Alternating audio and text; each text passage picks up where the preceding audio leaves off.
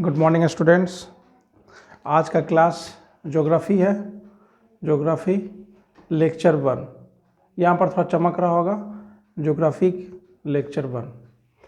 तो हर एक सब्जेक्ट का हम अलग अलग लेक्चर और अलग अलग टॉपिक लेकर आएंगे, और आज जो लेकर आ रहे हैं वो ज्योग्राफी का, और इसका एक पूरा सीरीज चलेगा जब तक आपका ज्योग्राफी पूरा कंप्लीट ना हो जाए, जब तक मैं ज्योग्राफी को नहीं छोड़ूंगा। ज्योग्राफी में आपको इंडियन ज्योग्राफी और वर्ल्ड ज्योग्राफी, उसके बाद आपका मिसलेनियस क्वेश्चंस जो आते हैं वो ऑब्जेक्टिव टाइप्स, वो सारे क्वेश्चंस कराए जाएंगे।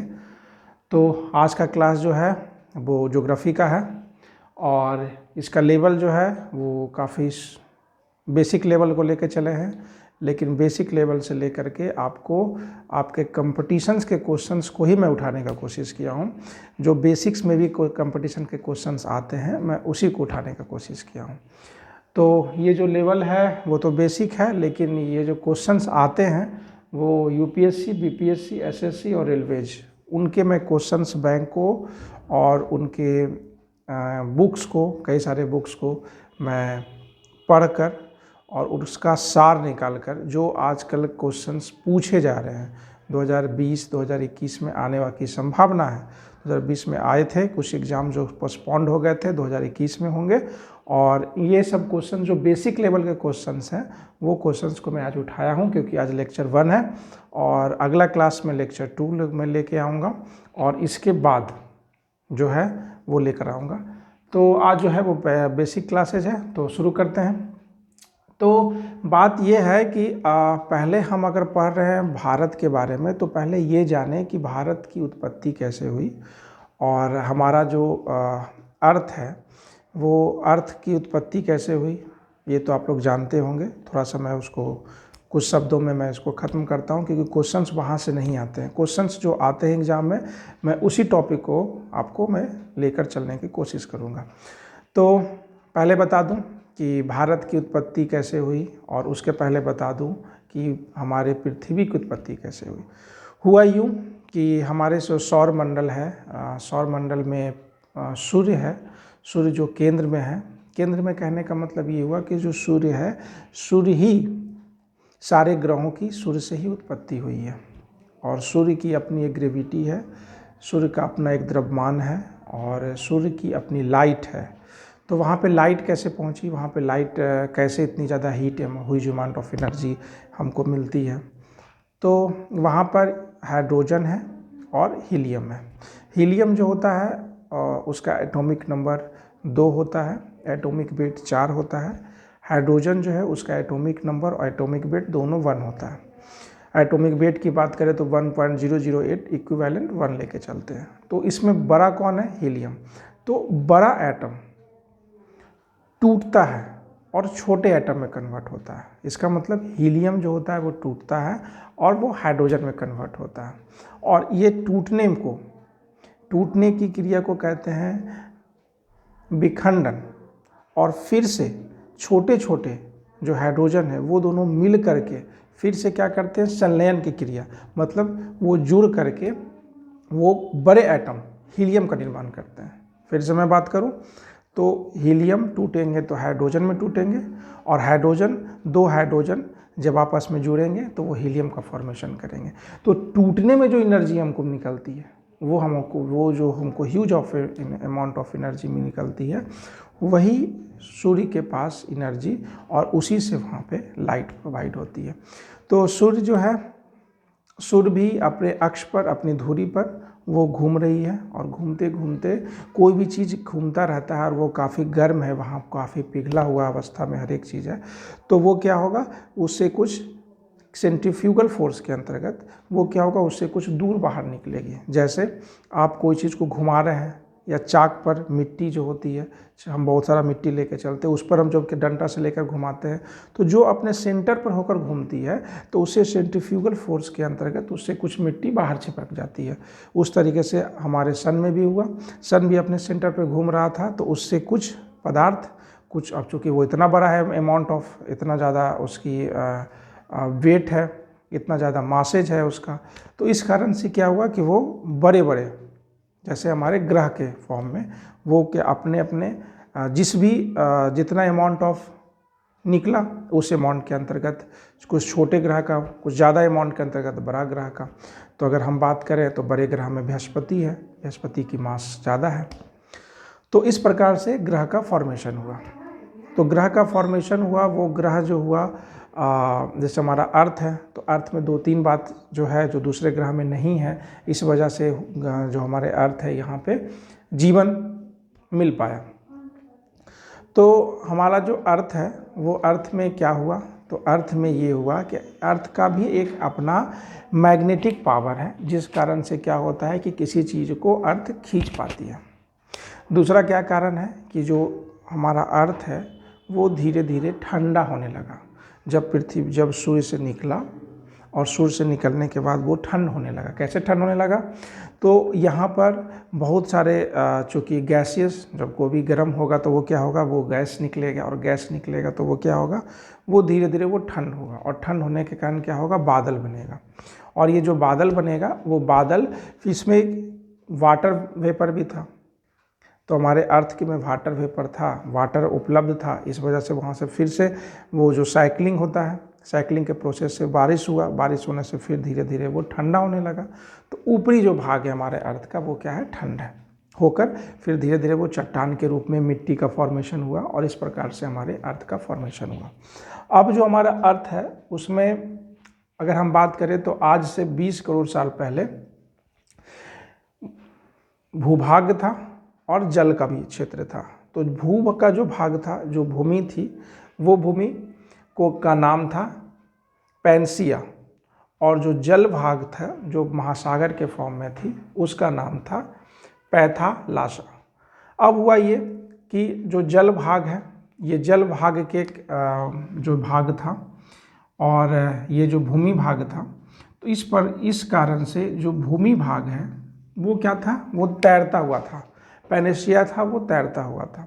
तो जो तैर रहा था, पानी में तैरता हुआ, वो भी काफ़ी ज़्यादा जिसको हम कहते हैं कि सारा महादेश को अगर मिला दिया जाए, आज के सारे महादेश जो है सबको मिला दिया जाए, तो वो जो भूभाग होगा उसी का नाम था पैनेशिया। तो पैनेशिया फिर क्या हुआ कि वो पानी में तैर रहा था, तो धीरे से धीरे क्या हुआ, जो ये घटना जो होती है, धीरे धीरे करने का मतलब ये हजारों लाखों साल के बाद होती है। तो धीरे धीरे क्या हुआ कि ये दोनों आपस में, मतलब कि ये जो पैनेशिया था, पैनेशिया क्या हुआ, टूटा, और टूट करके 2 भाग में कन्वर्ट हुआ। एक उत्तर की तरफ चला गया और दूसरा दक्षिण की तरफ चला गया। तो उत्तर की तरफ चला गया उसका लॉरेशिया नाम हुआ, और जो दक्षिण की तरफ गया उसका नाम गोंडवाना था। तो शुरू में हमारे लॉरेशिया में ही इंडिया हुआ करता था, लेकिन फिर चूँकि भूमि आपस में दूर होते जा रही है और दूर होते होते फिर आपस में आके मिली, तो इस प्रकार से फिर जा कर के गोंडवाना में हमारा जो इंडिया है वो गोंडवाना भूभाग में आया। फिर अलग अलग महादेश की उत्पत्ति हुई, फिर वो अपने अपने अलग अलग टूटे भूभाग में, फिर भूभाग में टूटे नॉर्थ साउथ, और फिर वो आपस में टकराने से कहीं कहीं पर जैसे हमारा गोंडवाना का क्षेत्र जो हुआ वो आपस में टकराया, तो हमारा हिमालय का फॉर्मेशन हुआ। और चूँकि कहा जा रहा है कि ये हमेशा, जैसे हमारा जो आज का नक्शा है, आज के नक्शा के अंतर्गत जो हमारा इंडिया है, वो इंडिया क्या हो रहा है, इंडिया उत्तर की तरफ और शिफ्ट होता चला जा रहा है, क्योंकि इंडिया के तीनों तरफ क्या है, इंडिया के तीनों तरफ आपका वाटर है। तो ये तीनों तरफ वाटर से, इस कारण से ये क्या हो रहा है, आज भी इस चीज़ को शिफ्ट कर रहा है। तो इस कारण से जो ये टकराने से जो हमारा हिमालय का फॉर्मेशन हुआ, जब 2 प्लेटू ऐसे टकराते हैं तो क्या होता है, ऊंचा होता है। तो जो हल्की जो भूपट्टी होती है वो ऊपर की तरफ आती है, और जो भारी होता है वो नीचे की तरफ होता है। तो ये आपस में अभी भी टकरा रहे हैं। इस कारण से क्या है, हिमालय का दिन प्रतिदिन ये ऊंचाई बढ़ता चला जा रहा है। तो ये घटना थी 20 करोड़ साल पहले की। और इन जो थ्योरी दिए, वो जो थ्योरी दिए उनका नाम था अल्फ्रेड वेगेनर। तो अल्फ्रेड साहब ने बताया ये कि ये जो भूभाग था और ये जो जल भाग था, इस प्रकार से हमारे बहुत सारे जीव की उत्पत्ति भी हुई। जो जल में भी हुई और भूमि में भी हुई। तो जो सबसे पहले जीव की उत्पत्ति हुई वो रेंगने वाले जीव थे, जो रेंगते थे। जैसे आप देखते होंगे सांप को, सांप रेंगता हुआ आपको दिखता है, तो वो इस तरीके से रेंगता हुआ जो जीव हुआ उसकी उत्पत्ति हुई पृथ्वी पे सबसे पहले। ये किनके? अल्फ्रेड के अनुसार। तो अब बात करें कि हमारा जो इंडिया का फॉर्मेशन हुआ, तो इंडिया को अलग अलग नामों से लोग जाने, चूँकि जो हमारे देश में बाहर से आए और उन्होंने अपने भाषा के अनुसार इंडिया को संबोधित किया। जैसे बात करें तो भारत में बसने वाले आर्य के नाम पर आर्यवर्त कहलाया। हमारा जो भारत है वो आर्यवर्त कहलाया। क्यों कहलाया? क्योंकि इसके जो ओरिजिन, मतलब इसके जो शुरू से ही इसमें यहाँ के जो निवासी थे उनको आर्य कहा गया। तो आर्य कहा गया जो यहाँ रहते थे, और उन्होंने अपने अनुसार इस भूखंड को, भारत भूखंड को, भारत जैसे देश को आर्यवर्त कहा। अगर हम आगे बात करें तो वैदिक आर्य, वैदिक एक युग का पूरा एक चैप्टर से पढ़ाएंगे, तो उस तरीके से वैदिक आर्य का निवास स्थान जो था वो सिंधु नदी घाटी थी। सिंधु नदी घाटी, वैदिक लोग जो थे वो गाय लोग को खूब मानते थे, है ना। उनका जीवन यापन जो वैदिक लोगों का था गाय पर ही निर्भर हुआ करता था। तो वो लोग, चूँकि उनकी जो सभ्यता का विकास हुआ वो सिंधु नदी घाटी की सभ्यता पर विकास हुआ, तो वैदिक आर्यों का निवास स्थान सिंधु नदी के घाटी पर था, इसलिए इसको सिंधु से लोग जानने लगे। ईरानी जो थे, ईरानी इसको हिंदू जो नदी थी उन लोगों को जो कहते थे वो हिंदू नदी के अनुसार इसको हिंदुस्तान, यानी आपका क्वेश्चन यहाँ से बनना शुरू होगा कि हिंदुस्तान का नाम किसने दिया? तो ईरानियों ने दिया। ठीक है। सिंधु नदी के कारण रहते थे, तो आर्य लोग जो थे वैदिक युग के थे, वो लोग सिंध इनको कहने लगे, और जो यहाँ के मेन निवासी थे आर्य लोग, वो इसको आर्यावर्त कहना शुरू किए। तो इस प्रकार से भारतीय उपमहाद्वीप का अलग अलग नाम अलग अलग लोगों के द्वारा रखा गया। अगर हम बात करें भारतीय उपमहाद्वीप के अंतर्गत जो भारत का उपमहाद्वीप कहलाता है, ठीक, जो भारत के आसपास के लोग कहलाते हैं। तो आसपास के जो देश हैं, जैसे भारत खुद एक देश है, बांग्लादेश, भूटान, नेपाल, पाकिस्तान। फिर से भारत, बांग्लादेश, भूटान, नेपाल और पाकिस्तान, ये कुल 5 देश हैं, और ये 5 देश मिलकर के भारतीय उपमहाद्वीप का निर्माण करते हैं। ये भी क्वेश्चन आया हुआ है। जो क्वेश्चंस आए हुए हैं मैं उसी को हूबहू रखा हूँ, क्योंकि बहुत मेहनत किया, बहुत सारे क्वेश्चंस बैंक को देखा, बहुत सारे किताब्स को रखा, और उसके बाद मैं सोचा कि आपको कम समय में आपकी प्रैक्टिस के लिए और आपको कम समय में क्वेश्चंस को टू द पॉइंट जानने के लिए मैं क्यों ना क्वेश्चन बैंक के बहुत सारे क्वेश्चंस को, जो आए हुए क्वेश्चन से, उसको ही मैं हूबहू रखूँ क्वेश्चंस के रूप में। ठीक है, अब आगे चलते हैं। तो क्षेत्रफल की दृष्टि से अगर हम बात करें तो भारत का 7वां स्थान है। कितना स्थान है? 7वां। यानी 6 पहले ऐसे देश हैं जिनका क्षेत्रफल भारत से ज़्यादा है। तो देख लेते हैं कौन कौन सा है। तो पहला आता है रशिया। रशिया का क्षेत्रफल की दृष्टि से सबसे नंबर 1 है। Second Canada, third China, fourth संयुक्त राज्य America, 5th Brazil, 6th Australia और 7th हमारा भारत, इंडिया। तो 7वां स्थान पे ये भी क्वेश्चन आया हुआ है कि 7वां हमारा इंडिया का क्षेत्रफल की दृष्टि से पूरे वर्ल्ड में कि कौन सा स्थान है, तो आप बताएंगे 7वां स्थान है। ठीक, अब सीक्वेंस कुछ भी पूछ ले आपको पता है सातों का। अगला, भारत अक्षांशीय और देशांतीय दृष्टि से क्रमशः उत्तरी गोलार्ध और पूर्वी गोलार्ध में स्थित है। मैंने क्या कहा? अक्षांशीय। अक्षांशीय कहने का मतलब क्या होता है और देशांतर करने का मतलब क्या होता है? तो देखिए, हमारा अगर पृथ्वी है तो ये अब 2 ध्रुव है, इसको उत्तरी ध्रुव कहते हैं और इसको दक्षिण ध्रुव कहते हैं।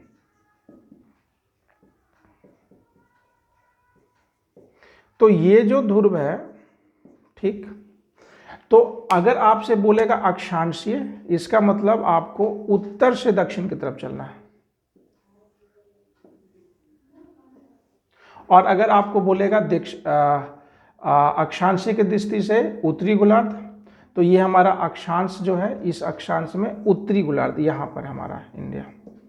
और अगर हम बात करें देशांतरीय दृष्टि से तो वो हमारा पूर्वी गोलार्ध में, यानी कि हमारा ये ऐसा अगर हम बात करें तो ये हमारा देशांतर है।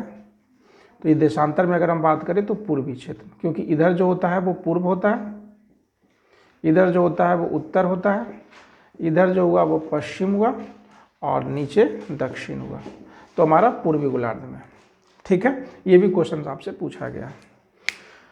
आगे बात करें कि देश के चारों दिशाओं के अंतिम बिंदु, जो हमारा इंडिया है वो इंडिया का देश का चारों भूभाग पर कौन कौन सा आपका चारों पॉइंट जो है, जो आप अगर उसको कहें कि ईस्टर्न पॉइंट, अगर कहें तो वेस्टर्न पॉइंट, अगर कहें तो नॉर्दर्न पॉइंट और साउदर्न पॉइंट, ये भी क्वेश्चंस काफ़ी ज़्यादा पूछे गए कि कौन कौन सा है। तो अगर हम बात करें दक्षिणतम बिंदु मतलब साउथेस्ट पॉइंट, सबसे साउथ में कौन सा पॉइंट है, तो उसका नाम है इंदिरा पॉइंट, जिसको हम कहते हैं ग्रेट निकोबार द्वीप भी कहते हैं। अगर हम उत्तर में कहें नॉर्थ पॉइंट तो उसको कहते हैं उत्तरतम बिंदु, है ना, नॉर्थ ईस्ट पॉइंट। और इसका अगर ये कौन सा पॉइंट है तो इसको इंदिरा कॉल कहते हैं। याद रखिएगा, इसका इंदिरा पॉइंट है जो दक्षिण में है, साउथ में है, और जो नॉर्थ में है वो कौन सा है, इंदिरा कॉल, जो जम्मू कश्मीर में है। क्लियर। पश्चिमोत्तर में कौन सा है, पश्चिम और उत्तर ये वाले कोने में कौन सा है, तो ये हमारा गौर मोता, इसको गुहार मोती या गौर मोता, दोनों के नाम से एक क्वेश्चंस में पूछा गया, ऑप्शंस में रहता है, तो अब दोनों को ध्यान में रखिएगा, गौर मोता भी और गुहार मोती भी। ये कहाँ है, तो ये आपका गुजरात में। ये कहाँ है, तो गुजरात में। क्लियर। मुख्य भूमि की दृष्टि से, मतलब जो हमारा मुख्य भूमि है उसकी दृष्टि से दक्षिणतम जो सीमा है वो है कन्याकुमारी। ठीक है, तो ये मुख्य भूमि क्या बोल दिया, मुख्य भूमि कहने का मतलब जो हमारा जो दिखता है नक्शा में। ठीक है, और अभी जो पूछा कि दक्षिण पॉइंट कौन सा है, तो दक्षिण पॉइंट इंदिरा पॉइंट है, जो ग्रेट निकोबार द्वीप समूह में, मतलब इधर आपको पता है अंडमान निकोबार लक्षद्वीप है ना, तो सबसे लास्ट जो है वो है इंदिरा पॉइंट, जो ग्रेट निकोबार द्वीप समूह में है। ठीक है, जो द्वीप में है ना। तो एक बोलेगा कि दक्षिण पॉइंट, तो बोलेगा कौन से, पूरे इंडिया का अगर मुख्य भाग में बोलेगा तो मुख्य भाग में 5th नंबर हो गया कन्याकुमारी। और अगर कहेगा कि ऐसे सिंपल पूछ देगा कि सबसे दक्षिणतम पॉइंट, साउदर्न पॉइंट, तो कहेंगे इंदिरा पॉइंट, ग्रेट निकोबार द्वीप समूह। तो ये जो क्वेश्चंस हैं आपको जो दिए हैं, ये सब सारे क्वेश्चंस एग्जाम में आए हुए हैं, और आगे भी मैं आपको जो मैं बताऊंगा, जो मैं पढ़ाऊंगा, उसमें वही क्वेश्चंस को मैं उठाऊंगा जो एग्ज़ाम में हूबहू आए हुए हैं।